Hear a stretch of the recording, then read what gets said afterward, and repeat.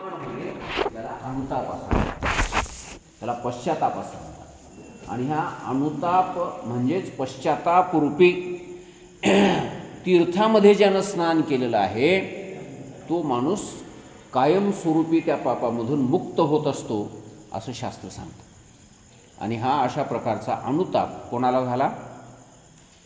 नारद मुनीला झाला. आणि नारद मुनीने भगवान विष्णूला क्षमा मागितली.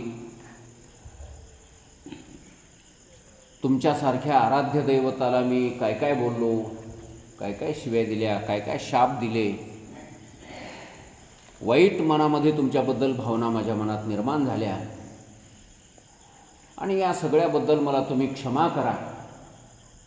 माझं हित व्हावं म्हणूनच तुम्ही हे असं केलेलं आहे. ते मला त्यावेळेस कळालं नाही, पण आता हे मला कळालेलं आहे. अशी त्या नारद मुनीच्या अंतःकरणामध्ये पश्चाताप भावना निर्माण झाली. आणि त्यावेळेस भगवान विष्णू म्हणायला लागले की नारद महाराज, तुम्ही ताळ्यावर यावं, ठिकाण्यावर यावं, याच्यासाठीच हे सगळी माया रचली. तुम्हाला जो अहंकार झाला होता की मी कामाला जिंकलंय, मी क्रोधाला जिंकलंय, हा जो अहंकार झाला होता तो अहंकार वाईट होता. तो तुमचा अहंकार नष्ट व्हावा म्हणून हे सगळी माया आम्हाला रचावं लागली. नवीनच एक गाव तयार करावं लागलं, एक राजा तयार करावा लागला. तो राजा आता खरा नाही, ती पोरगी खरी नाही, ते गाव खरं नाही. आता जर तुम्ही त्या ठिकाणी जाऊन पाहिलं तर काही नाही. हे सगळं स्वप्नातल्या वस्तूसारखं, पदार्थासारखं काही कालापुरतं निर्माण केलं होतं. आणि तुमचा तो अहंकार निघून जावा एवढ्यासाठी. आणि तुमचा अहंकार आता पूर्णपणे संपलेला आहे. तुमचा अहंकार नाहीसा झालेला आहे. त्यावेळेस नारद मुनीने असं विचारलं की हे भगवान, त्या गुहेमध्ये असताना मला काम हा विकार तुच्छ असा वाटायला लागलेला होता आणि त्या शिलनिधी राजाची पोरगी पाहिल्याबरोबर मनामध्ये कामभावना निर्माण झाली. असा का फरक पडावा सांगा बरं? त्याचं काय कारण आहे? मी तर तपश्चर्या करून आलेलो होतो, कामाला जिंकून आलेलो होतो, तरी पण त्या मुलीबद्दल माझ्या मनामध्ये मोह का निर्माण व्हावा? आणि तिथं का झाला नाही? तिथं तेवढ्या स्वर्गातल्या रम्मान हेनतेन आल्या होत्या, त्यांच्याबद्दलही व्हायला पाहिजे होते. त्यावेळेस भगवान विष्णूंनी फार गोड उत्तर सांगितलं. म्हणजे नारद, तू ज्या ठिकाणी तपश्चर्या करायला बसला होतास त्या ठिकाणी पूर्वी हजारो वर्षाखाली भगवान शंकरांनी तपश्चर्या केली होती. आणि त्याच ठिकाणावर तपश्चर्या करत असताना कामाने अशाच प्रकारे आक्रमण केलं होतं महादेवावर. आणि त्यावेळेस महादेवाच्याही शरीरामध्ये तो काम संचार व्हायला लागला, मनामध्ये चलबिचल व्हायला लागली. ते ध्यान जप तप करण्यामध्ये मन लागायला तयार नाही, विषय वासना मनामध्ये निर्माण व्हायला लागल्या. आणि त्यावेळेस भगवान शंकराला वाटलं हे असं का व्हायला? आणि त्यांच्या लक्षात आले की हा काम नावाचा विकार आपल्या अंतःकरणामध्ये निर्माण होत आहे.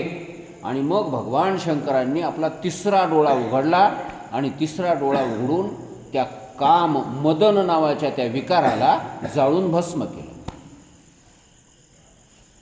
त्या कामाला महादेवांनी जाळलं. जाळल्याच्या नंतर आता पुढे त्या कामाची पत्नी महादेवाला शरण गेली. महादेवांनी त्या पत्नीला आशीर्वाद दिला की पुढे काही काळाच्या नंतर भगवान कृष्ण परमात्म्याच्या पोटी हा तुझा काम जन्माला येईल, पुत्ररूपाने शरीर धारण करून जन्माला येईल आणि त्या ठिकाणी पुन्हा तुला पतीची प्राप्ती होईल. अशा प्रकारचा आशीर्वाद त्या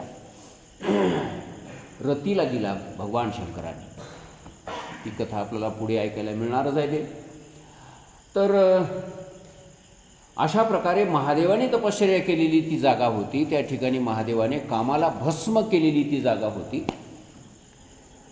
आणि त्याच जाग्यावर तुम्ही बसून तपश्चर्या केल्यामुळे त्या जाग्याचा प्रभाव असा होता की त्या जाग्यावर कामाचं काही चालत नव्हतं. कारण काम पहिलं तिथं जळाला होता. म्हणून काम भीत होता त्या गुहेमध्ये जायला, तुमच्यावर आक्रमण करायला. म्हणून तुम्ही त्या कामावर विजय मिळवला. तुमच्या सामर्थ्याने कामावर तुम्ही विजय मिळवला नाही, तर महादेवाच्याच कृपेनं, महादेवाच्या तपश्चर्येच्या प्रभावानं तुम्ही कामावर विजय मिळवू शकला. आणि हे जे राजाच्या दरबारामध्ये येऊन पुन्हा तुमच्यावर कामानं कब्जा केला, त्याचं कारण तिथं महादेवाचा प्रभाव नव्हता, महादेवाची तपश्चर्या नव्हती आणि तुम्ही तुमचा स्वतःचा प्रभाव त्या ठिकाणी दाखवित होतात आणि म्हणून तुम्हाला कामावर विजय त्या ठिकाणी मिळवता आला नाही. अशा प्रकारची ही युक्ती, असं हे उत्तर भगवान विष्णूने नारद मुनीला सांगितलं. त्यावेळेस नारद मुनीचं समाधान झालं. म्हणले वा वा वा, काय छान माझे डोळे उघडले. म्हणले मला तर असं वाटत होतं की मीच त्या कामावर विजय मिळवला, केवढा मोठा अहंकार मला झाला होता. मी काय महादेवाकडे सांगायला गेलो, ब्रह्मदेवाकडे सांगायला गेलो, तुमच्याकडं सांगायला आलो, पण चांगली तुम्ही माझी जिरवली, आपल्या भाषेत सांगायचं म्हणजे. तर अशा प्रकारे नारद मुनी त्या मोहातून मुक्त झाले, अहंकारातून मुक्त झाले. भगवान विष्णूच्या चरणावर त्यांनी मस्तक टेकवलं, भगवान विष्णूची स्तुती केली आणि म्हणायला लागले की मी आता इथून पुढे काय करू सांगा, मी इथून पुढे काय करू सांगा. त्यावेळेस भगवान विष्णूंनी सांगितलं, हे पहा, अजून तुम्हाला शुद्धता प्राप्त होण्याकरता म्हणून तुम्ही पृथ्वी तलावर जाऊन जे जे शिवतीर्थ आहेत त्या शिवतीर्थामध्ये भ्रमण करा आणि शिवतीर्थ भ्रमण करता करता काशी क्षेत्राच्या ठिकाणी या. त्यालाच आनंदवन असंही म्हणतात, त्यालाच अविमुक्त क्षेत्र असंही म्हणतात. आणि भगवान शंकराचं ते अतिशय रमणीय, मन लागणारी अशा प्रकारची ती जागा आहे. महादेव त्या काशीला सोडून बाहेर कुठंही जात नाहीत. कायमस्वरूपी महादेवाचं वास्तव्याचं ठिकाण म्हणजे कोण आहे? काशी आहे. अशा त्या काशीमध्ये तुम्ही जा, त्या ठिकाणी विश्वनाथाचं दर्शन घ्या, काही दिवस तिथं रमा आणि नंतर या सर्व तीर्थयात्रा केल्यामुळे तुमच्या अंतःकरणाची शुद्धी झालेली असेल आणि शुद्ध अंतःकरण घेऊन, निष्पाप अंतःकरण घेऊन तुम्ही पुन्हा तुमच्या पित्याकडे म्हणजे ब्रह्मदेवाकडे जा आणि ब्रह्मदेवाकडून समजून घ्या, जाणून घ्या की महादेवाचं खरं तत्त्व काय आहे, महादेव खरे कोण आहेत, त्यांच्याबद्दलची सर्व माहिती, सर्व ज्ञान तुम्हाला तुमच्या पित्याकडून, ब्रह्मदेवाकडून प्राप्त होईल. नारद मुनीला वाटलं आपल्या घरीच औषध आहे, मी बाहेर हिंडालो. आपल्या बापाला सगळंच माहीत आहे, पण ते घरच्या घरी विश्वास बसना. नाही, ते तेलुगूमध्ये एक म्हण आहे, एंटी चट्टू वंदुकू पनिकरादू. आता इथं कोणी तेलुगू समजणारा माणूस नाही की, मग काही घोर नाही, काही म्हणलं तरी.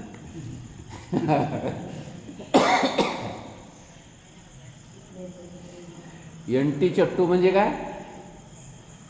एंटी चट्टू म्हणजे घरचं झाड, चट्टू म्हणजे झाड. वंदुकू पनिकरादू म्हणजे औषधाच्या कामाला येईना. घरचं झाड औषधाच्या कामाला येईल. त्याच म्हणीसारखी म्हण आपल्या मराठीत सुद्धा आहे, घर की मुर्गी. अजून एक म्हण आहे, गावातला जोगडा आणि बाहेरगावचा बाहेरगावचा महाराज. बाहेरगावून आला की ते महाराज आहे असं वाटतं, आणि गावातला कसलाही ते जंगम असू द्या, जोगडा आहे म्हणतात. याला काय येतं? तर आपल्या जवळच्या वस्तूची माणसाला किंमत कळत नाही, महत्त्व कळत नाही. नारद मुनी म्हणायला लागले, माझ्या बापाला हे सगळं माहीत आहे, महादेवाचं महात्म्य माहीत आहे, महादेवाचं ज्ञान माहीत आहे, भगवान विष्णूसुद्धा मला बापाकडे पाठवालेत, घरीच आहे म्हणले आपल्या सगळं, मी रानोमाळ हिंडालो. आणि अशा प्रकारे नारद मुनींनी पुन्हा एकदा भगवान विष्णूला नमस्कार केला आणि आज्ञा घेऊन या पृथ्वी तलावर आले. अनेक शिवतीर्थाचं त्यांनी दर्शन घेतलं. पृथ्वीवर जेवढे शिवतीर्थ आहेत, शिवतीर्थ म्हणजे महादेवाचे तीर्थ, महादेवाचे देवस्थान ज्या ज्या ठिकाणी आहेत त्या त्या ठिकाणी नारद मुनी गेले. आणि तीर्थावर गेल्याच्या नंतर माणसाचं मन पवित्र होत असते, अंतःकरण शुद्ध होत असते, साधू संतांच्या गाठीभेटी होत असतात, परमार्थाच्या गोष्टी ऐकायला मिळत असतात. हे तीर्थयात्रा करण्याचं फळ आहे. तीर्थयात्रेला गेलेली माणसं बहुतेक देवाबद्दल चर्चा करतात, साधू संतांच्या संगतीला जातात. तीर्थावर जाऊन पंढरपूरला गेल्याच्या नंतर माणसं कीर्तन भजन ऐकतात, आहे की नाही. 8 तासाने तिथं कीर्तन भजन ऐकायला जातात, सयासाने जातात. म्हणून हे तीर्थावर अशा प्रकारच्या ह्या गोष्टी प्राप्त होत असतात. म्हणून माणसाने तीर्थयात्रा करत जावी असं सांगितलेलं आहे. तुकाराम महाराजसुद्धा सांगतात की जववरी सकळ सिद्ध आहे, हात चालावया पाय, तव तो तीर्थयात्रे जाय आपुले स्वहित पाहे. तीर्थयात्रे जाय चुकू नको. मदालसेमध्ये सुद्धा असं एक प्रमाण आहे की जाई रे काय जाई बाळा तीर्थे रे हिंड, काय तेथे तुझं साधू भेटती उदंड. तर तीर्थयात्रा करावी अशा प्रकारचे संतांचे वचनं आहेत, शास्त्राचे वचनं आहेत. ते प्रकेयात्रेसुद्धा असं म्हणायचे म्हणा की केल्याने देशाटन करावं माणसाने. या देशाहून त्या देशाला फिरावं, त्या देशातून त्या देशाला फिरावं. म्हणजे त्या माणसाला पुस्तक न वाचता बऱ्याच गोष्टी माहीत होतात. काही काही लोकांना घरी बसून पुस्तकात जे माहिती होईना ते नुसतं भ्रमण केल्यामुळं, देशाटन केल्यामुळे, तीर्थयात्रा केल्यामुळे त्या गोष्टी माहिती होतात, प्रत्यक्ष अनुभवाला येतात. म्हणून तीर्थयात्रा अतिशय महत्त्वाची सांगितलेली आहे. तर हे तीर्थयात्रा करता करता नारद मुनी काशीला जाऊन पोचले. काशी हे अतिशय पवित्र असं ठिकाण आहे. गंगा त्या ठिकाणी मोठ्या वेगाने प्रवाहित होत असते. त्या ठिकाणी मेलेल्या माणसाला भगवान शंकर त्याच्या कानामध्ये महावाक्याचा उपदेश करून, महामंत्राचा उपदेश करून त्याला मोक्ष देतात अशा प्रकारचं वर्णन आहे. मरणमुक्ती वाराणसी. वाराणसीमध्ये, काशीमध्ये जो माणूस मरतो त्याला मोक्ष मिळतो. त्याला दुसरं काही करायची गरज नाही. ज्याला दुसरं काहीच करणं होईना त्यानं मरता मरता कुठं जायचं. आता 4-8 दिवसामध्ये मरणार आहे, डॉक्टरनं सांगितलं घरला घेऊन जा, आता 4-8 दिवसाचा सोबती.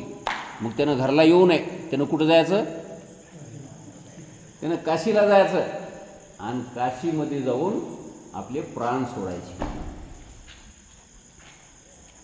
पण गंमत आहे की असे काही काही दुर्भागी बघायला मिळतात.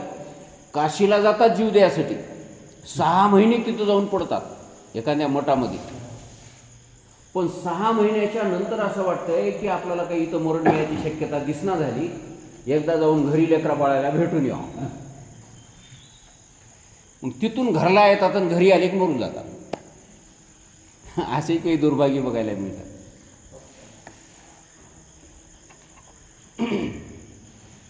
ती अशी एक गोष्ट सांगतात. कोणाच्या तरी पोरायला असं वाटलं म्हणे की आपल्या बापाला काशीला मरण यावं. पण ते बाप काशीला नेऊन सोडलं तरी पुन्हा घरला परत आला आणि घरीच मेला. मग आता घरी मेल्यावर काय करावं. त्याचं म्हणणं बाबा, त्या पोरायचं म्हणणं, मेला तर मेला घरी, पण ह्याची हाडं तरी उगं निदान काशीला न्यावं. मग काही हाडं राख इथं गंगाला टाकली, काही पंढरपूरला टाकली, काही चंद्रभागेला टाकली. मग थोडंसं आपलं ते एवढा डब्बा असा, आणि त्या डब्यामध्ये राख भरली, आपल्या थैलीमध्ये घेतली, काशीला निघाले दोघंही जण भाऊ. दोघांनाही आपल्या 2 बायका संघ घेतल्या, कारण तिथं ते विधीपूर्वक सगळं विसर्जन करावं लागते की नवरा बायको दोघाजणं विसर्जन करावं लागतं. मग वाटमध्ये एका ब्राह्मणाच्या घरी मुक्काम पडला, आणि मुक्काम पडल्याच्या नंतर त्याला झोपायला एक अशी वेगळी खोली दिली. त्या खोलीमध्ये अशी थैली बिली ठेवलेली आहे, आणि त्या घरची एक बाई चोर होती. मग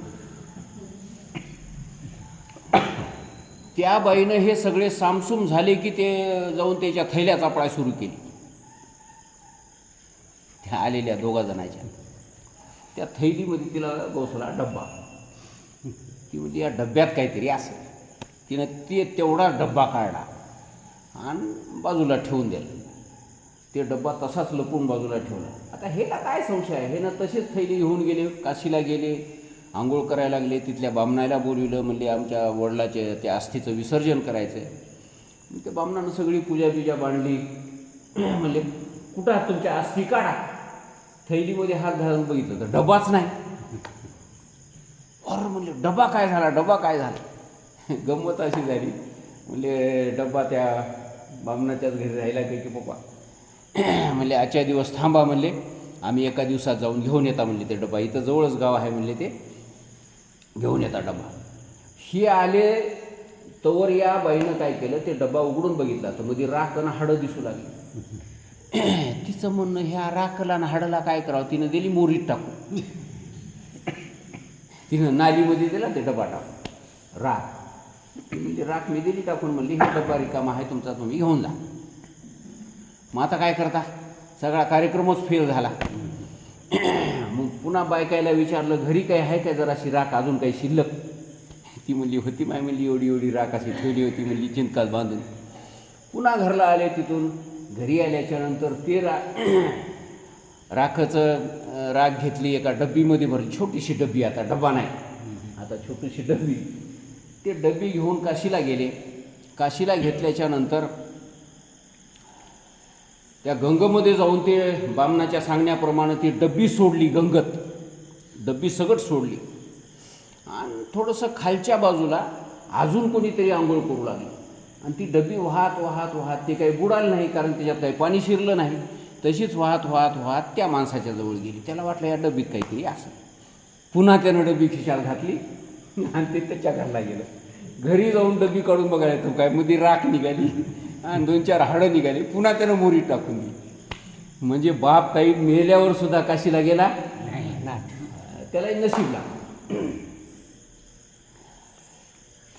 तर असो, आपला मुख्य विषय काय चालू आहे की काशी ही अशा प्रकारे महत्त्वाची पुरी आहे. सप्तपुऱ्यापैकी एक पुरी आहे. आणि त्या ठिकाणी काही दिवस नारद मुनी रममान झाले. आणि मग तिथून पुढे नारद मुनी ब्रह्मदेवाकडे गेले, सत्यलोकाला गेले. आणि सत्यलोकाला जाऊन त्यांनी ब्रह्मदेवाला नमस्कार केला. ब्रह्मदेवाच्या समोर बसून ब्रह्मदेवाची स्तुती केली. आणि त्यावेळेस ब्रह्मदेवाने विचारलं, म्हणले कसं काय येणं केलं बुवा. म्हणले तुम्ही नेहमी तपश्चर्या करणारे, तुम्ही मोठे सिद्ध मुनी आहात. हो, कामावर तुम्ही विजय वगैरे मिळवलेला आहे. ते म्हणला बाबा पुरी झालं, म्हणला आता लई झालं, म्हणला लई मार खाला, म्हणला याच्याबद्दल. ते सगळं संपलं. म्हणले ते मग भगवान विष्णूनं आमच्या माझ्या डोसक्यातलं सगळं काढून टाकलं. आता तुम्ही याच्यापेक्षा जास्त माझा अपमान करू नका. आणि मला आता हे तुमच्याकडून समजून घ्यायचं आहे की खरं महादेवाचं स्वरूप काय आहे.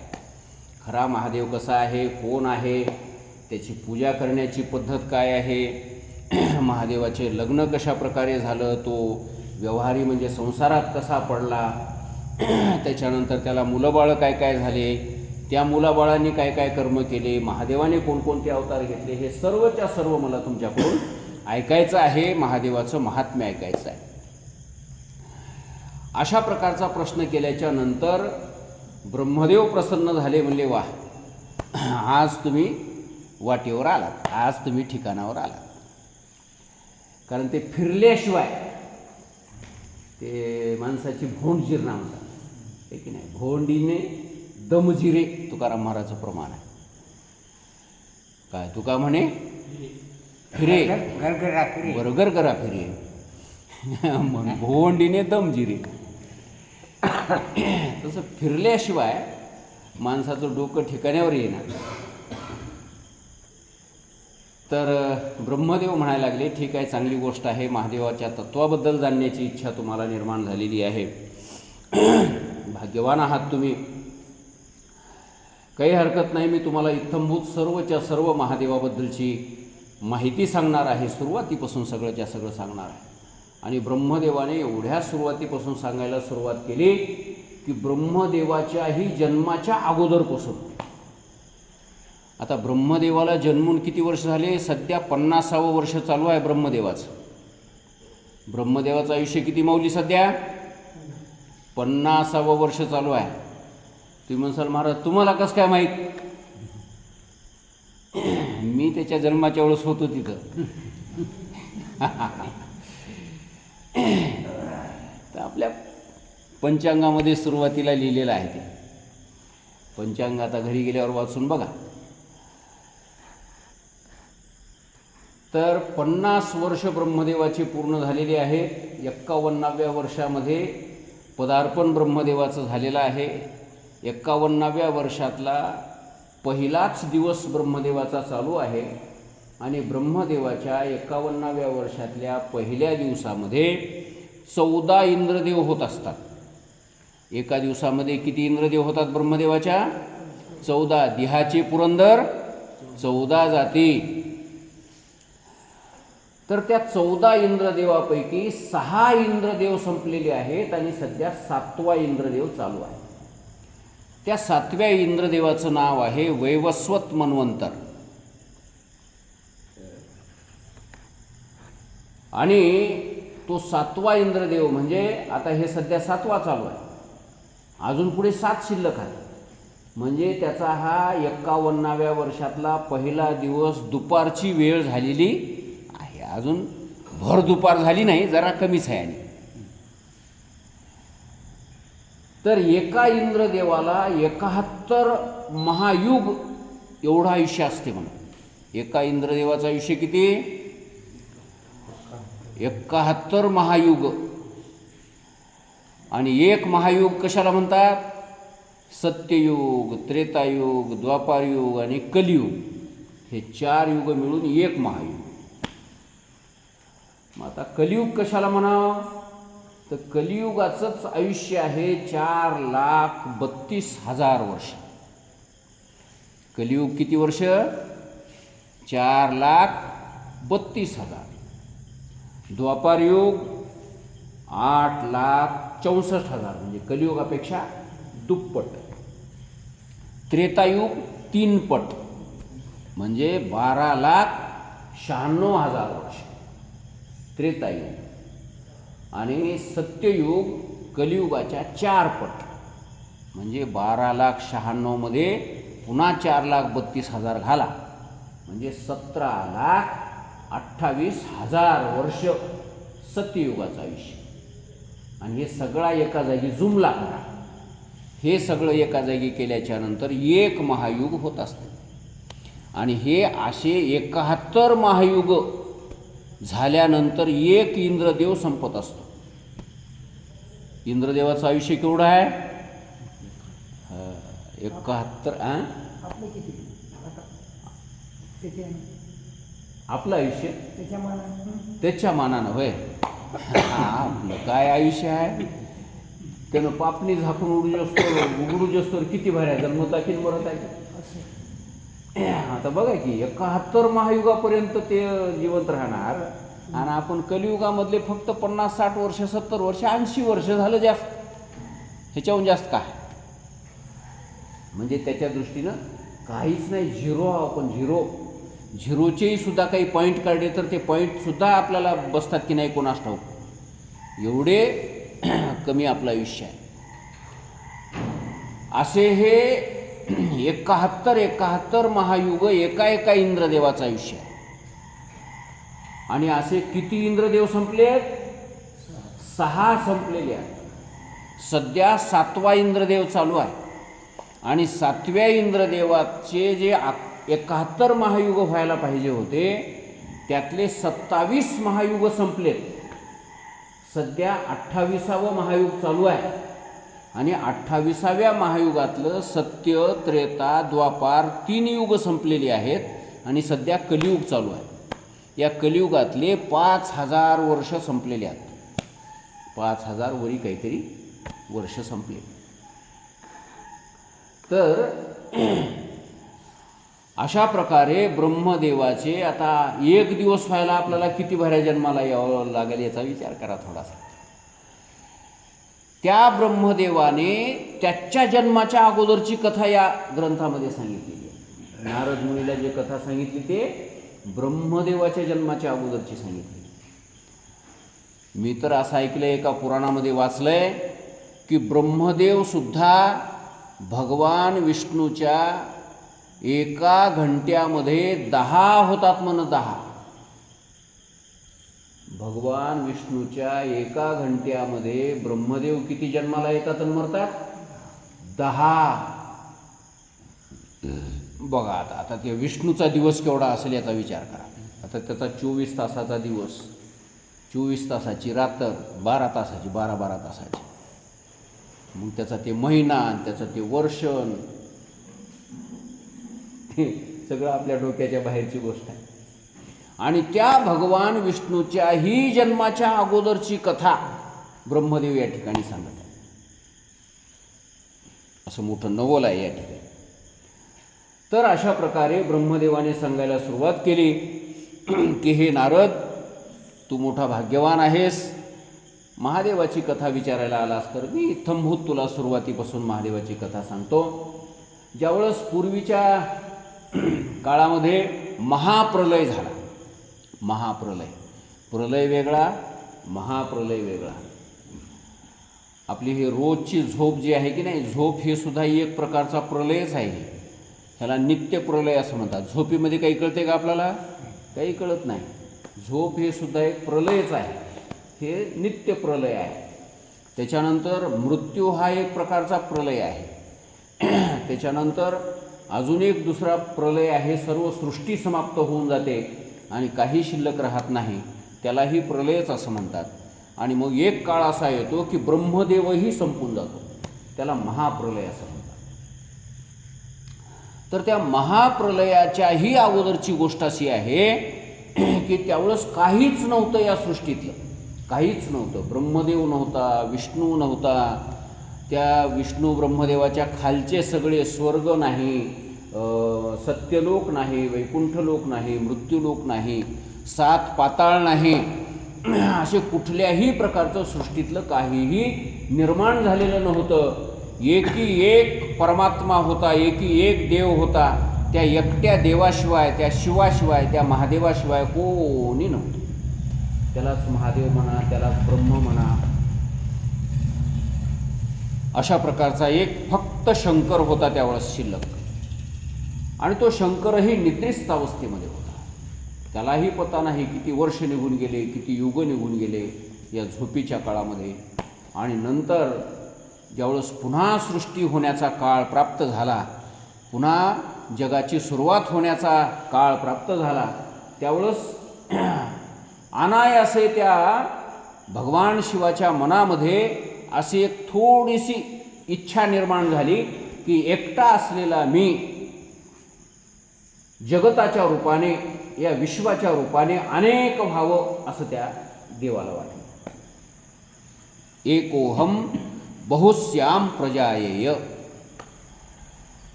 असं का वाटलं?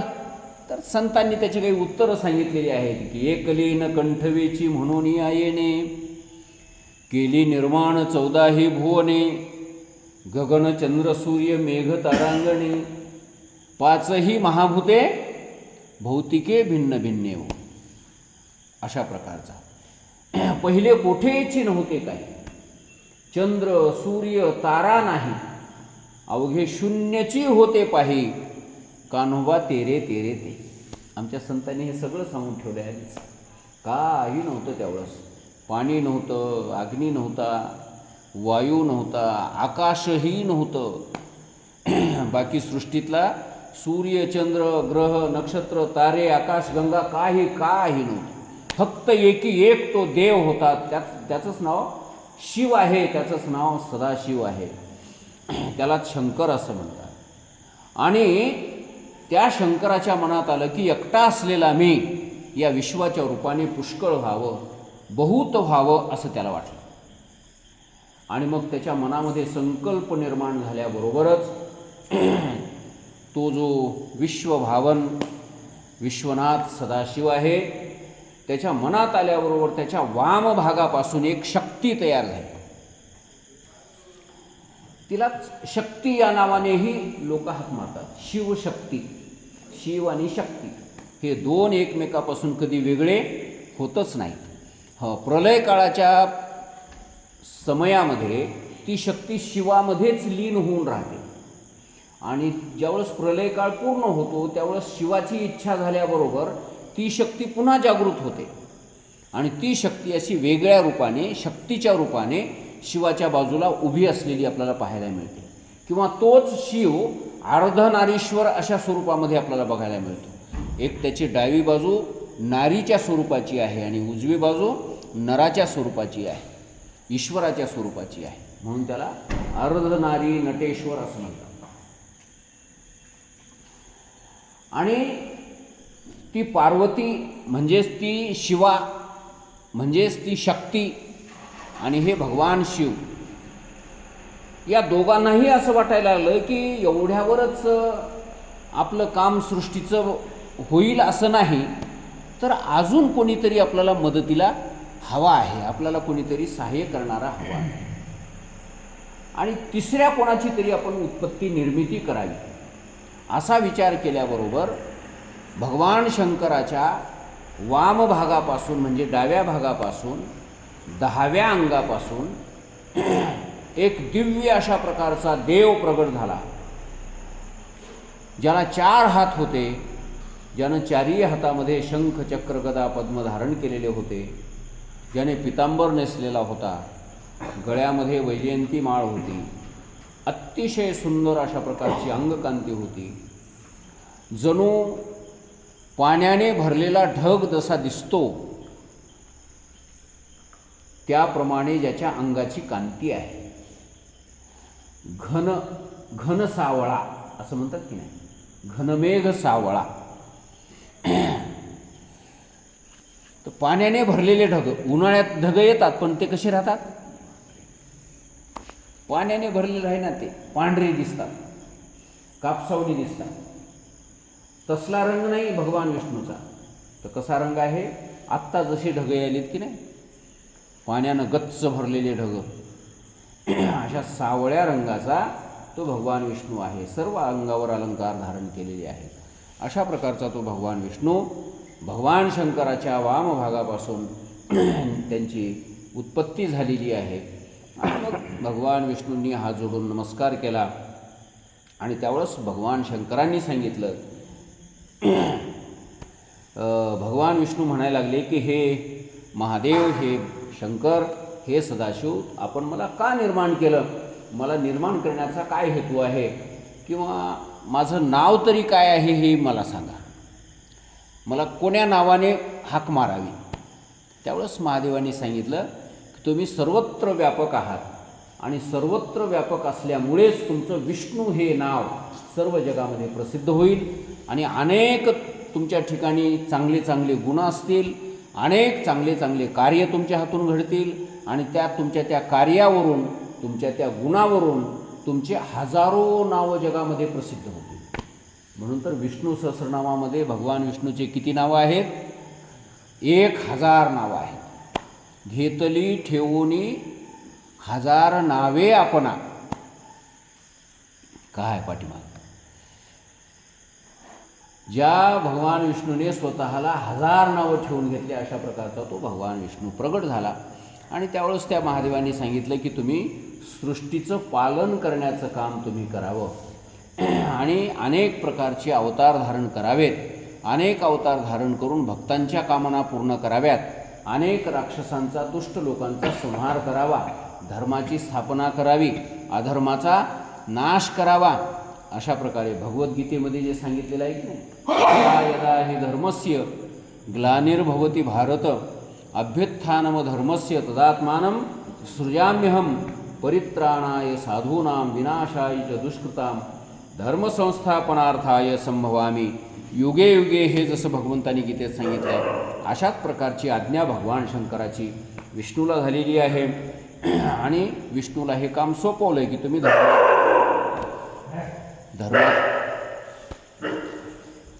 धर्माचं रक्षण करा, धर्माचा नाश करा, अधर्मी लोकांचा नाश करा आणि धार्मिक लोकांचं संरक्षण करा.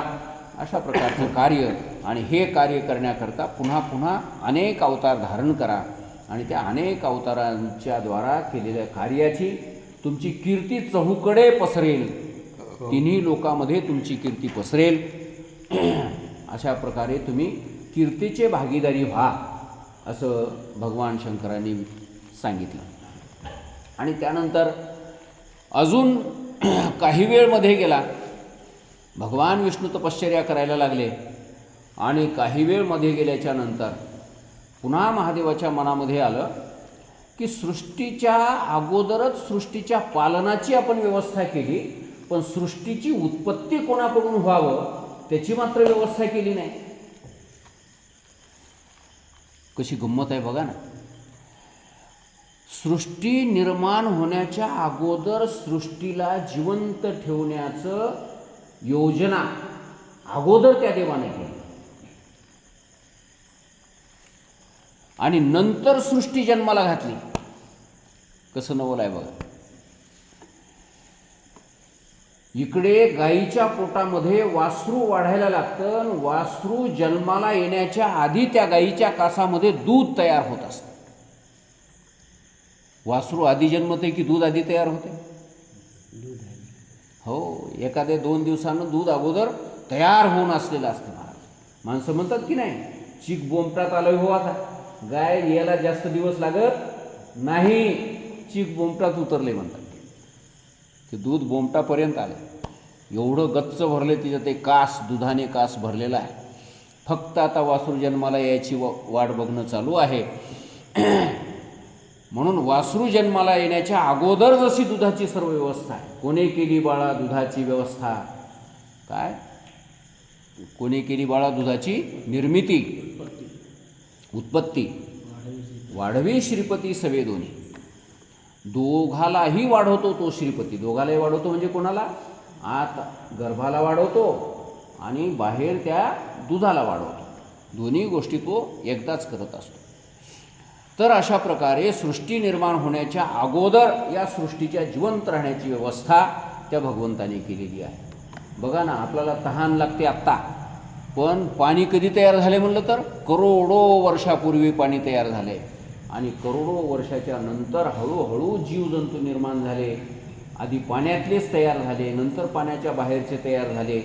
पाण्याच्या बाहेरचे तयार झाल्याच्या नंतर त्यांनाही पाण्याची गरज निर्माण होईल, त्यांनाही तहान लागल. आणि म्हणून भगवंताने पाणी कधी तयार केलं? कोणताच जीव तयार झाला नव्हता तेव्हा पाणी तयार केलं. असो तर अशा प्रकारे हे खूप मोठी योजना आहे. भगवान शंकरांनी अगोदर भगवान विष्णूला निर्माण केलं आणि त्याच्यानंतर पुन्हा आपल्या उजव्या भागापासून ब्रह्मदेवाची उत्पत्ती केली. ब्रह्मदेवाच्या ठिकाणी निव्वळ रजोगुण ठेवला.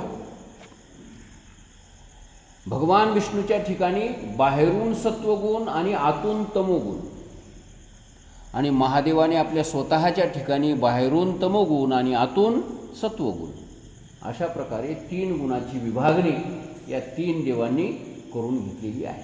निव्वळ निर्भेळ रजोगुण म्हणजे ब्रह्मदेव, आतून तमोगुण बाहेरून सत्वगुण भगवान विष्णू, आतून सत्वगुण आणि बाहेरून तमोगुण कोण? महादेव. तर अशा प्रकारे ही गुणाची विभागणी केली आणि हे 3 देव असे पहिल्यांदा निर्माण झाले. कोण कोण निर्माण झाले आता? सावकार. ब्रह्मा, विष्णू आणि महेश. महेश तर पहिला आयताच होता. एका बाजूला भगवान विष्णू, डाव्या बाजूला, उजव्या बाजूला ब्रह्मदेव निर्माण झाले. आणि त्यानंतर पुन्हा भगवान शंकराला असं वाटलं की नुसते हे भगवान विष्णू, भगवान ब्रह्मदेव दोघंजण काही करू शकणार नाहीत. यांनासुद्धा आपल्यासोबत शक्तीची गरज लागेल, एखाद्या स्त्रीची गरज लागेल. आणि म्हणून भगवान शंकरांनी लक्ष्मी नावाची एक स्त्री उत्पन्न करून भगवान विष्णूच्या स्वाधीन केली आणि सरस्वती नावाची एक स्त्री उत्पन्न करून ब्रह्मदेवाच्या स्वाधीन केली. अशा प्रकारे दोघांच्या स्वाधीन 2 स्त्रिया केल्या आणि सांगितलं ब्रह्मदेवाला की तुम्ही सृष्टी उत्पन्न करा, आणि भगवान विष्णूला सांगितलं तुम्ही सृष्टीचं पालन करा. माझ्याकडे 5 कर्म आहेत म्हणले. 5 कर्म. एक सृष्टीची उत्पत्ती करणे, पालन करणे, संहार करणे, हे 3, आणि पुन्हा तिरोभाव करणे आणि त्याच्यानंतर मोक्ष देणे, असे हे 5 प्रकारचे कर्म माझ्याकडे आहेत. या 5 प्रकारच्या कर्मापैकी एक काम फक्त मी माझ्याकडे ठेवणार आहे, त्याचं नाव आहे प्रलय करणे. उत्पत्ती, स्थिती आणि लय करायचं काम माझ्याकडं म्हणले. उत्पत्ती करणे ब्रह्मदेवाकडे. तिरोभाव म्हणजे जसं समजा वस्तू असून ती न दिसणे, तिरोहित होणे, झापल्या जाणे म्हणजे मिथ्यात्व निश्चय. आपल्या वेदांतशास्त्राच्या दृष्टीनं सांगायचं ठरलं तर एखाद्याला ब्रह्मज्ञान जर द्यायचं ठरलं, ब्रह्मज्ञानाने वस्तू संपत नसते, तर त्या वस्तूचा काय होत असतो? तिरोभाव होत असतो. असं समजा एखाद्या महाराजानं दुसऱ्याच्या खिशातली 100 रुपयाची नोट काढून घेतली. आता महाराज मेला का महाराजपणा मेला? महाराजपणा मेला. म्हणजे महाराजाचा काय झाला? तो तिरोभाव झाला. माणूस तर जशाला तसाच दिसेल, त्याच्यात काही फरक दिसणार नाही, हे की नाही. त्याच्या उंचीत फरक पडणार, त्याच्या बोलण्यात फरक पडणार, त्याच्या कोणत्याच खाण्यापिण्यात फरक पडणार. फक्त ज्याच्या खिशातली 100ची नोट काढून घेतली महाराजांनी, त्याच्याबद्दल तो महाराज तिरोभाव झाला त्या महाराजाचा. ते म्हणते असेल बुवा, तुमच्यासाठी महाराज असेल, पण आम्हाला ते महाराज नाही, कारण आम्हाला माहीत आहे. त्या महाराजाचा काय झाला? तिरोभाव झाला. अमावस्येच्या दिवशी चंद्राचा तिरोभाव होतो की चंद्र संपूनच जातो? चंद्राचा तिरोभाव. अमावस्येच्या दिवशी चंद्र संपत नाही, तिरोभाव होतो म्हणजे लपल्या जातो, पुन्हा प्रतिपदेपासून प्रगट व्हायला लागतो. ढग आल्याच्या नंतर सूर्याचा तिरोभाव होतो आणि ढग बाजूला गेले की पुन्हा आविर्भाव होतो. आविर्भाव आणि तिरोभाव. तसं या सर्व जगाचा तिरोभाव करणे म्हणजे या जगताला मिथ्या अशा प्रकारचं समजायला लावणे. ह्याच्यासाठी ब्रह्मज्ञान द्यावं लागतं. आणि ते ब्रह्मज्ञान दिल्याच्या नंतर ह्या सर्व जगताच्याबद्दल काय निश्चय होतो? मिथ्यात्व निश्चय होतो. आणि मिथ्यात्व निश्चय होणे म्हणजे तिरोभाव होणे. आणि दुसरी गोष्ट आहे मोक्ष. आता जगताचा तिरोभाव झाल्याच्या नंतर पुन्हा सायुज्य मोक्ष म्हणा, विदेह मोक्ष म्हणा. एक जीवनमुक्ती आणि विदेहमुक्ती असं त्याचा दोन्हीचा अर्थ. तिरोभाव म्हणजे जीवनमुक्ती आणि मोक्ष म्हणजे विदेहमुक्ती. तर असे हे 5 कर्म माझ्याकडे आहेत. तर त्यातलं फक्त एक कर्म मी करीन किंवा 2 कर्म माझ्याकडे असतील. एक तर मोक्ष देणे आणि जगताचा नाश करणे, लय करणे, हे 2 कामं माझ्याकडे असतील. आणि बाकीचे एक तिरोभाव करणे आणि जगताचं पालन करणे हे भगवान विष्णूकडे काम असेल आणि ब्रह्मदेवाकडे फक्त जगताची उत्पत्ती करणे हे काम असेल. अशा प्रकारे कामाची विभागणी करून दिली.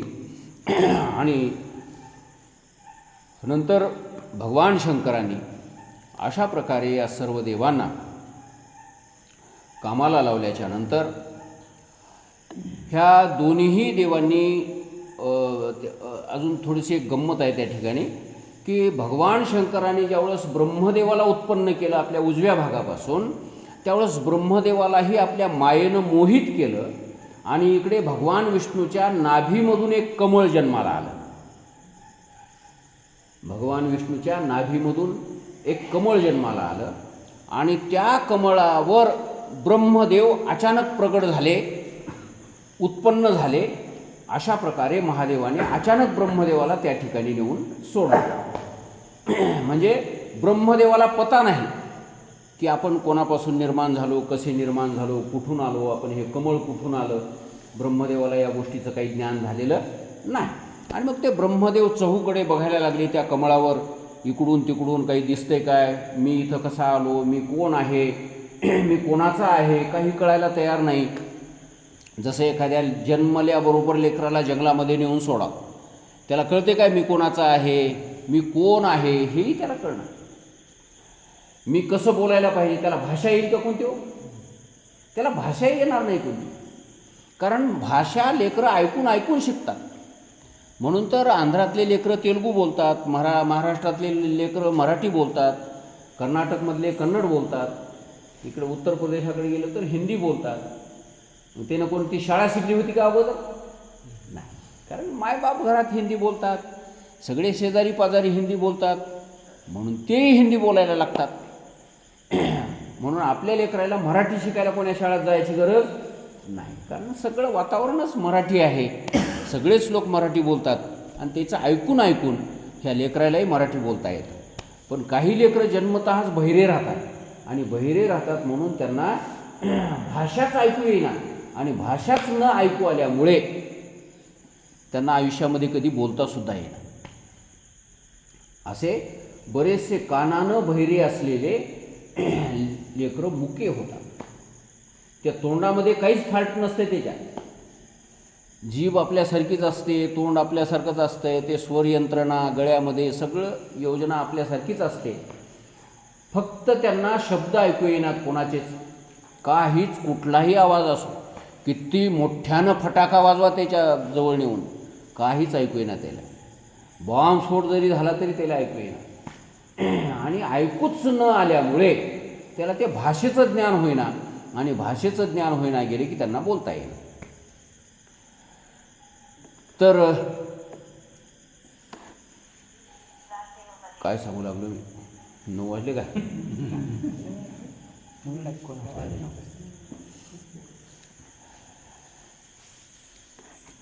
ते ब्रह्मदेवाला काही कळना गेलं असं की मी कोण आहे, कोणाचा आहे, काय करायला पाहिजे, काही कळायला तयार नाही. आणि त्यावेळेस मग त्या ब्रह्मदेवाला एक शब्द ऐकायला मिळाला. त्या शब्दाचं नाव आहे तप. 2 अक्षराचा एक शब्द त्याला ऐकायला मिळाला त्या कमळावर असताना. भलं मोठं विशाल कमळ, श्रीमद भागवतातही ही कथा येते. भलं मोठं कमळ आहे आणि त्या कमळावर बसलेला तो ब्रह्मदेव, त्याला दिशेचंही भान नाही, कोणती दिशा की काय नाही. त्यावेळेस त्या दिशाही नव्हत्या. दिशा आपल्याला इकडून सूर्य उगवला येतो, इकडं मावळतो म्हणून आपल्याला दिशा कळतात. जिथं सूर्यच नाही तिथं दिशा कोणती हो? कशाची दिशा आणि कशाचं काय आहे? तर अशा प्रकारे ब्रह्मदेव विचार करत असताना अनेक वर्ष निघून गेले आणि ब्रह्मदेवाला एक शब्द कानावर पडला, तप. व्यंजनामधलं 21वं आणि 16वं अक्षर, 16वं आणि 21वं अक्षर असे 2 अक्षरं त्याच्या कानावर पडले. आपल्यामध्ये अक्षरामध्ये, मूळ अक्षरामध्ये स्वर आणि व्यंजन असे 2 प्रकारचे विभाग असतात. अ पासून आहपर्यंत स्वर आहेत आणि क पासून क्षपर्यंत किंवा ज्ञपर्यंत व्यंजन आहे. त्या व्यंजनामध्ये 16वं अक्षर आणि 21वं अक्षर हे 2 अक्षरं ब्रह्मदेवाच्या कानावर पडले. 16वं अक्षर कोणतं आहे? त. आणि 21वं अक्षर आहे प. त प असे हे 2 अक्षरं कानावर पडले आणि ब्रह्मदेवाने हजारो वर्ष तपश्चर्या केली आणि तपश्चर्या केल्याच्या नंतर ब्रह्मदेवाला भगवान विष्णूचं दर्शन झालं असं सांगतात. नाहीतर त्याच्या अगोदर त्या कमळाच्या नाळीनं, त्या देठानं खाली खाली खाली उतरत ब्रह्मदेव गेले, पण त्या नाळीचा देठ काही त्याला गवसच ना, बूड काही गवसच ना. मग आता कुठवर खाली जावं म्हणून पुन्हा वर येऊ लागलं तर पुन्हा ते कमळही गवसना. असा मोठा पेचात पडला ते ब्रह्मदेव. आणि मग शेवटी असं ते काहीतरी देवाची धावा वगैरे माणूस करते की अडचणीत आल्यावर, तसं केल्याच्या नंतर मग अचानक त्यानं ते कमळाच्या फुलावर बसलेलं पुन्हा त्याला पाहायला मिळालं आणि मग ते शब्द ऐकायला मिळाले, तप. त्यानं तप केलं. तप केल्याच्या नंतर भगवान विष्णूचं दर्शन त्याला झालं आणि भगवान विष्णूने ब्रह्मदेवाकडे पाहिल्याबरोबर हे वत्स तुझं स्वागत आहे अशा प्रकारचे शब्द उच्चारले. विष्णूने काय उच्चारलं? हे वत्स तुझं स्वागत आहे, सुस्वागतम असे शब्द उच्चारले. त्यावेळेस ब्रह्मदेवाला वाटलं हे मला वासरू म्हणाले, म्हणजे वत्स म्हणजे काय? वासरू. वासरू आपण कोणाला म्हणतो? लेकराला. माझं वासरू आहे, माझं पिल्लू आहे असं म्हणतात की माणसं.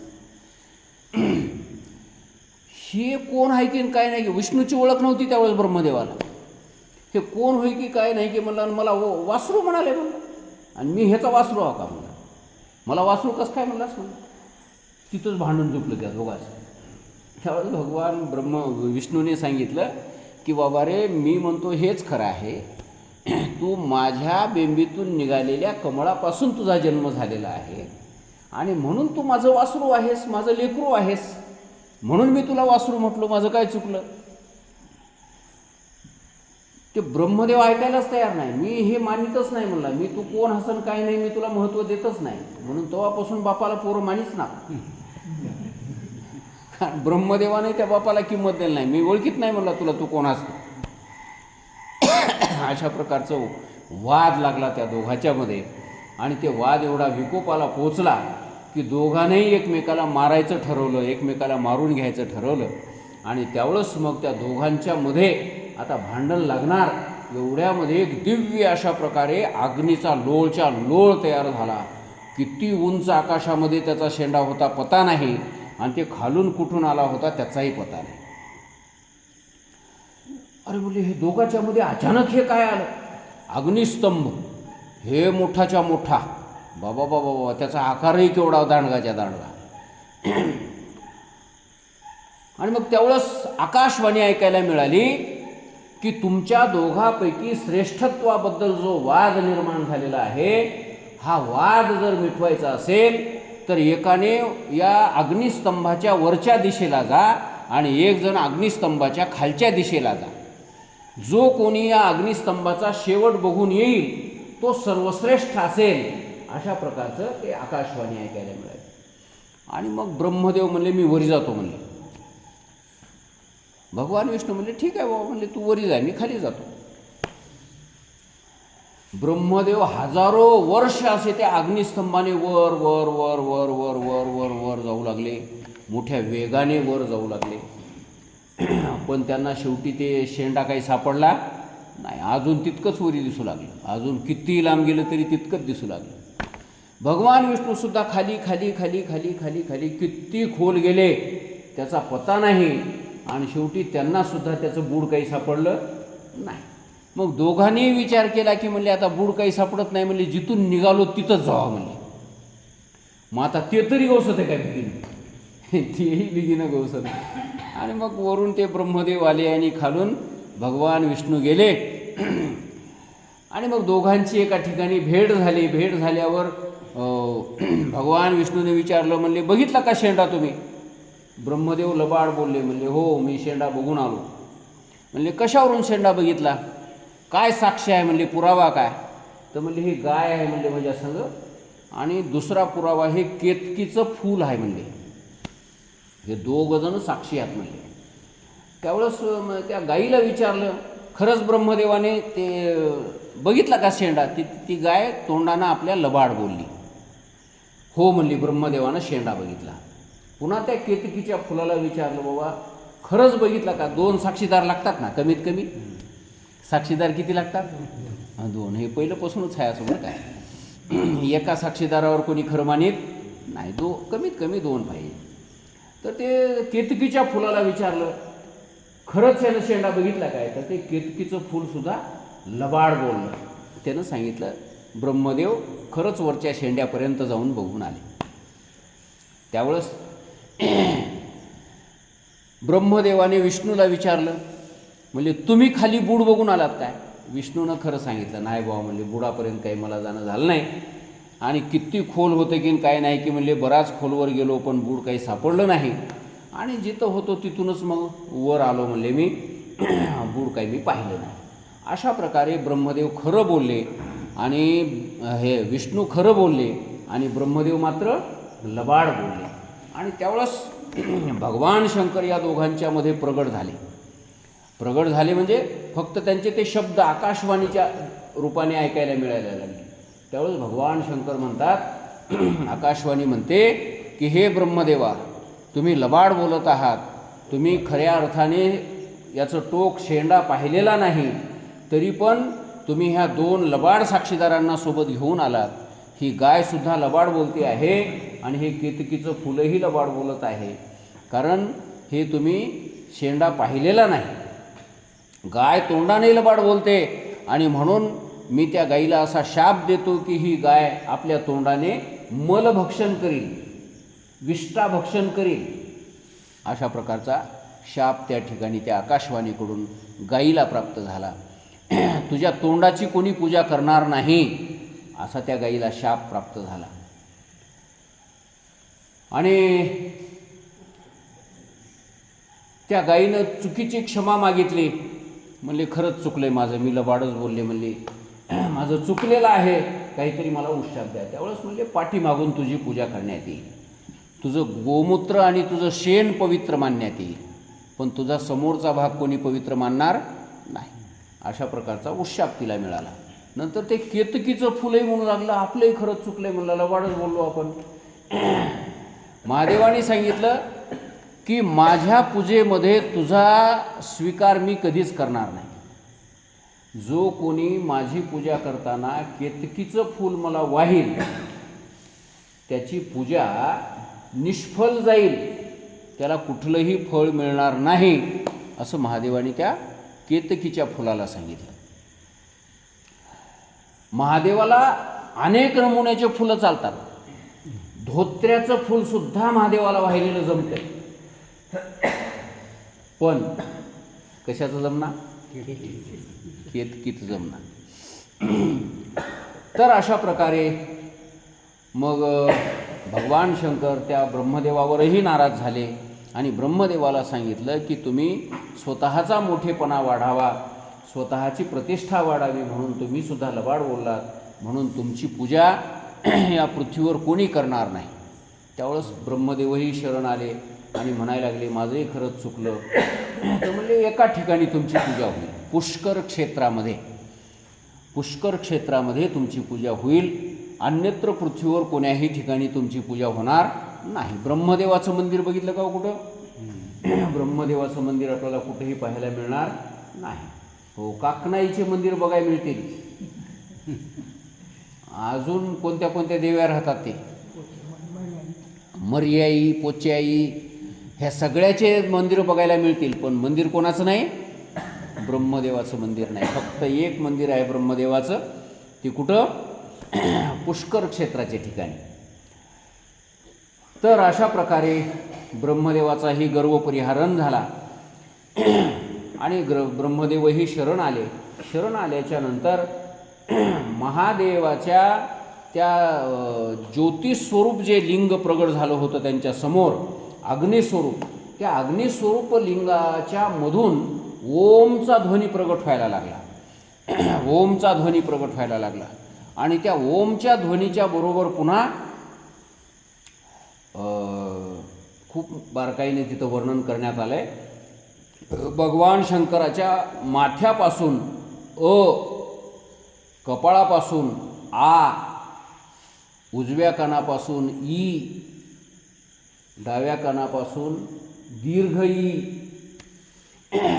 उजव्या गालापासून ऊ, डाव्या गालापासून दीर्घ ऊ, त्याच्या पुढे रू आहे की रू ह्रस्व एक आहे, रू दीर्घ एक आहे. ते त्याच्या खालच्या वरच्या ओठापासून निर्माण झालेले महादेवाचे असं दिसायला लागलं. त्याच्यानंतर ते लृ म्हणून एक आहे, दीर्घ लृ आणि ह्रस्व लृ, ते टाळू भागापासून निर्माण झाले. अम आणि आहा असे ते दोन नासिका भागापासून, नाकाच्या दोन छिद्रापासून निर्माण झाले. अशा प्रकारचं ते अ पासून आहापर्यंत हे त्या भगवान शंकराच्या मुखापासून निर्माण झालेली अक्षरं त्या ठिकाणी ब्रह्मदेवाला, विष्णूला पाहायला मिळाली. आणि त्याच्यानंतर मग पुढे खाली गळ्याच्या खाली सगळे बाकीचे अक्षर क ख ग घ ण, हे 5-5 अक्षराच्या लाईनी आहेत. क ख ग, क ख ग घ न.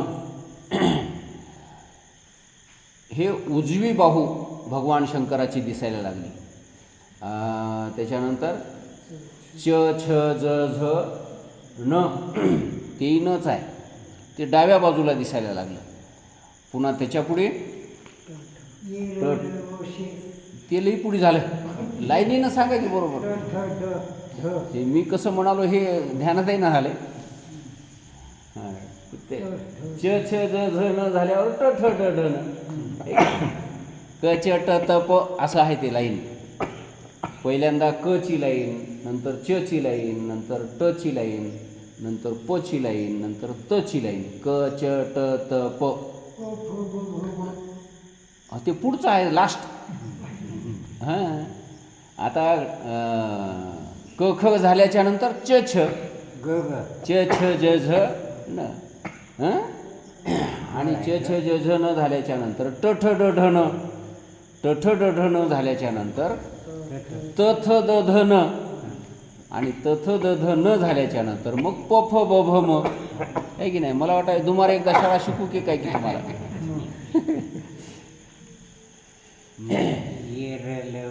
हां त्याच्यानंतर मग पुढे येते य र ल व शेष स ह ळ क्ष ज्ञ अशा प्रकारचे ते पुढचे अक्षर. तर असे हे भगवान शंकराच्या प्रत्येक अंगावर हे सगळे अक्षरं दिसायला लागले. पूर्ण अक्षरांचा मेळाच भगवान शंकराच्या रूपाने अक्षररूप शंकर असं महादेवाचं स्वरूप या दोन देवांना दिसायला लागलं. आणि त्यावेळेस ते अक्षर ब्रह्म त्यालाच म्हणतात. अक्षर ब्रह्म त्या ठिकाणी ओमकारच्या स्वरूपामध्ये अक्षर ब्रह्म त्या ठिकाणी ब्रह्मदेव विष्णूला दिसायला लागलं. आणि मग हे दोन्हीही त्या महादेवाला अनन्य भावाने शरण गेले. शरण गेल्याच्या नंतर महादेवाने त्यांच्या अंगावर आपलं वस्त्र पांघरून त्यांना दीक्षा दिली, शिवदीक्षा दिली असं वर्णन आहे. मंत्र दिला, ओम नमः शिवाय हा मंत्र त्या दोघांना दिला, शिवदीक्षा दिली. आणि शिवदीक्षा दिल्याच्या नंतर विधीपूर्वक महादेवाचे हे दोन कोण झाले? शिष्य झाले. महादेव हे गुरु झाले त्यांचे.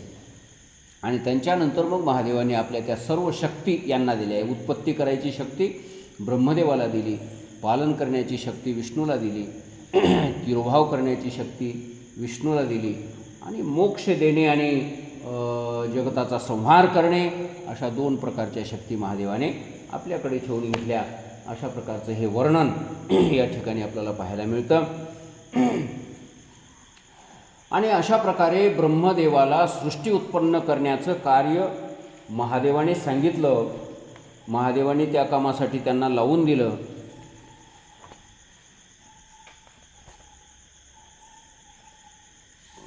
अरे 9:15 वाजले आहे की नाही. तर आता पुढे ब्रह्मदेवाकडून कशा कशा प्रकारे सृष्टीची उत्पत्ती झाली. महादेवाने सांगितलं की बुवा सृष्टीची उत्पत्ती ज्यावेळेस तुम्ही पुन्हा करणार त्यावेळेस तुमच्या कपाळापासून पुन्हा एकदा मी जन्म घेणार. महादेवाने सांगितलं ब्रह्मदेवाच्या कपाळापासून मी 11 रुद्रांच्या रूपाने पुन्हा एकदा जन्म घेणार आहे.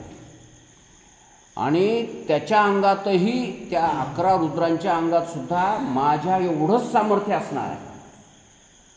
माझ्यात आणि त्याच्यामध्ये कुठल्याही प्रकारचा अंतर असणार नाही. फक्त रूपही दोघाचं सारखंच असेल. फक्त पुन्हा एकदा मी निर्माण होईल ब्रह्मदेवाच्या त्या कपाळापासून, कपाळाला निर्माण झालेल्या आठ्यांच्यापासून. तर अशा प्रकारे सांगितलं. आणि पुन्हा सांगितलं की भगवान विष्णू आणि मी आम्ही दोघं एक रूपच आहोत. एक उजवं भाग आहे तर एक वाम भाग आहे. भगवान विष्णू हे उजव्या अंगापासून निर्माण झाले आणि महादेव म्हणजे अर्थातच मग वाम भाग झाले, डावा भाग झाले. तर अशा प्रकारे हे दोन्हीही देव एक रूपच आहेत. या दोघांच्यामध्ये कोणीही कधी भेद मानायचा नाही.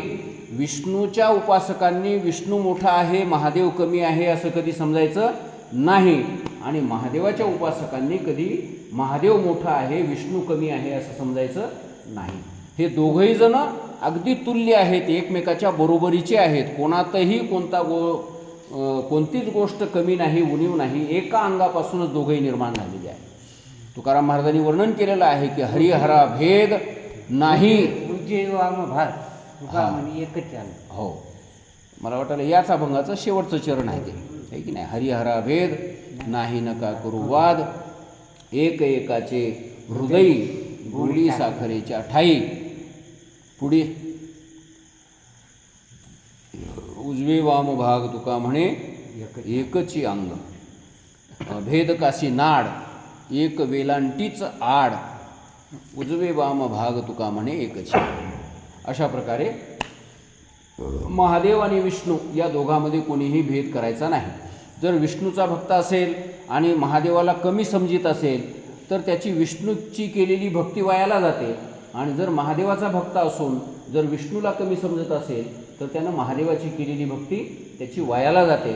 अशा प्रकारे आमच्या दोघांमध्ये कोणीही भेद मानायचा नाही. आता बरेचसे आमचे वाण्याचे महाराज लोक उघड अशा प्रकारे निंदा करताना आपल्याला बघायला मिळतात. आता त्यांचं काय होईल ते देव जाणे, आपल्याला माहिती नाही. त्यांच्याबद्दल कशाला आपण विचार करायचा आहे, पण ते शास्त्राच्या विरुद्ध आहे एवढी गोष्ट मात्र खरी. तर अशा प्रकारे महादेवाने सांगितलं, पुन्हा एकदा मी ब्रह्मदेवाच्या कपाळापासून निर्माण होणार आहे असं सांगून ते ज्योतिस्वरूप जे निर्माण झालेले महादेव होते त्यांनी सांगितलं की हा जो दिवस आहे हा महाशिवरात्रीचा दिवस म्हणून जगामध्ये प्रसिद्ध होईल, कारण आजच्या या दिवशी मी तुमच्यामध्ये प्रगट झालेलो आहे. तर हा महाशिवरात्रीचा दिवस आहे, आणि या दिवशी जो कोणी पूर्णपणे उपास करील आणि दिवस आणि रात्र माझं नामस्मरण करील, रात्रीच्या प्रहरामध्ये 4 वेळेस माझी पूजा करील, 4 प्रहरामध्ये 4 वेळेस जो कोणी माझी पूजा करील त्याला सर्व प्रकारचे संसारातल्या गोष्टी, परमार्थातल्या गोष्टी, इहलोकातल्या परलोकातल्या सर्व गोष्टी त्याला प्राप्त होऊन जातील, त्याला कोण्या गोष्टीची उणीव राहणार नाही. अशा प्रकारचा आशीर्वादही भगवान शंकरांनी त्या दिवसाला दिला. आणि हे जे ज्योतिर्लिंग प्रगट झालं की नाही, हे प्रगट झालं ते अरुणाचल प्रदेशामध्ये प्रगट झालं. अरुणाचल प्रदेश, आता हे भारतामध्ये आपल्याला इकडं ईशान्य कोपऱ्यामध्ये अरुणाचल प्रदेश आपल्याला पाहायला मिळतो. त्या अरुणाचल प्रदेशामध्ये ही घटना घडलेली आहे. तर महाशिवरात्रीचा दिवस हे या दृष्टीने अतिशय महत्त्वाचा आहे. उपासकांनी, साधकांनी त्या दिवशी उपास धारण करत जावा आणि भगवान शंकराची आराधना करत जावी. अशा प्रकारची ही त्या शिवरात्रीची माहिती सांगून ते ज्योतिर्लिंग जे त्यांच्यासमोर प्रगट झालं होतं ते अंतर्धान झालं, आणि अंतर्धान झाल्याच्या नंतर दोघाही विष्णू आणि ब्रह्मदेव या दोघांचेही भांडणं मिटले आणि दोघंही जण आपापल्या कामाला लागले. आता काय काम त्यांनी केलं ते आपण उद्याच्या कथेमध्ये बघूया. आजची कथा आपण या ठिकाणी पूर्ण करू. पुंडलिक वरदा हरी विठ्ठल, श्री ज्ञानदेव तुकाराम पांडुरंग भगवान की जय, माऊली ज्ञानेश्वर महाराज की जय, जगद्गुरु तुकाराम महाराज की जय. नमः पार्वतीपते शिव हर हर. थोडंसं भजन करू. नमः शिवाय, ओम नमः शिवाय.